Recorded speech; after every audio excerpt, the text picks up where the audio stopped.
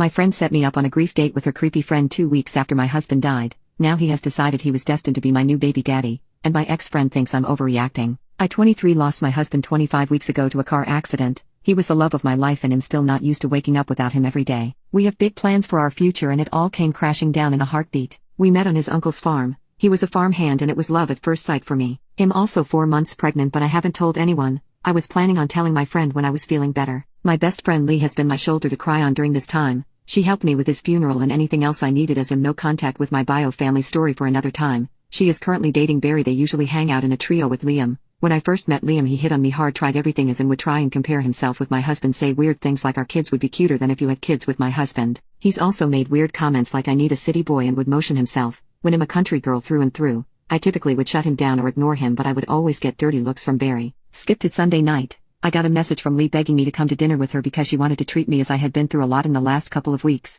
Feeling not so poop about myself I decided to go. When I arrived she wasn't there so I texted her asking how long she would be and she told me 5 minutes. She's just running late and is around the corner so I just sat down and ordered a drink. Now 5 minutes comes and she's still not there so I gave her the benefit of the doubt and waited another 5. When I'm about call her Liam comes rushing over and gives his apologies for being late. I asked him what's he doing here because I'm waiting for Lee and it was a 2-chair table. He smiles at me and grabs my hand. I ripped it off of him and he just says, "Oh, I asked Lee to set us up and now that husband's name isn't a problem. We can finally get to know each other." He looked so cringy and I'm telling you I was floored. I stood up and told him that I wasn't interested and I certainly don't give a flying F about getting to know him, and that I just lost my husband. Without a word of a lie this man stands up and said, "I know you're being overly emotional right now so I'll forgive you for that. Sit down with me." I'm not saying we have to have intimacy straight away or anything. I was disgusted. I shoved past him and went home as fast as I could. When I did get home Lee messaged me, "Sue, how was dinner?" with a smirk emoji. I called her and when she answered I didn't let her get a word and I yelled at her, asked her how she has the audacity to do something like this weeks after I just lost my husband when she's been the one to hold me together this whole time. I asked her what effing game was she playing and that the only reason I wanted to meet tonight with her was to tell her I'm pregnant. I just hung up on her and texted her I need time and don't want to be contacted by her for the time being. Last night Barry came to my house and asked to talk.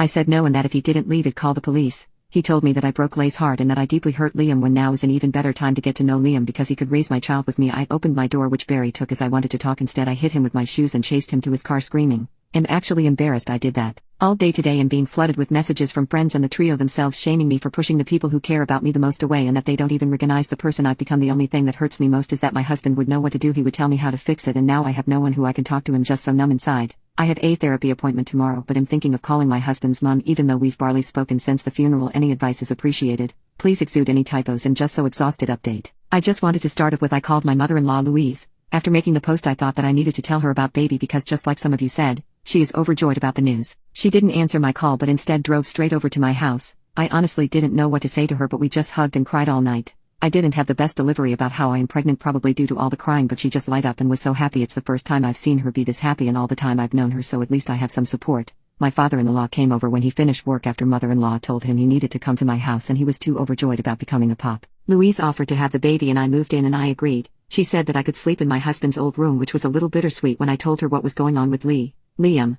and Barry she was furious and told me not to worry about it because they, mother-in-law and father-in-law, had my back. After a lot of even more crying father-in-law told me that my husband would be so happy to have this baby grow up on a farm as my husband did. Overall our conversations last night was something I needed. I've blocked them, and none of my family are reaching out because they simply don't know me anymore. The only friends who are reaching out are mutuals of either Lee, Barry, or one of Liam's other friends. I know Liam will not give up until he's in jail. I seriously hope it doesn't come to that but the fact he drove past my house twice is uneasy so I'm hopeful the move to my husband's parents' farm will have my baby and myself on a better path.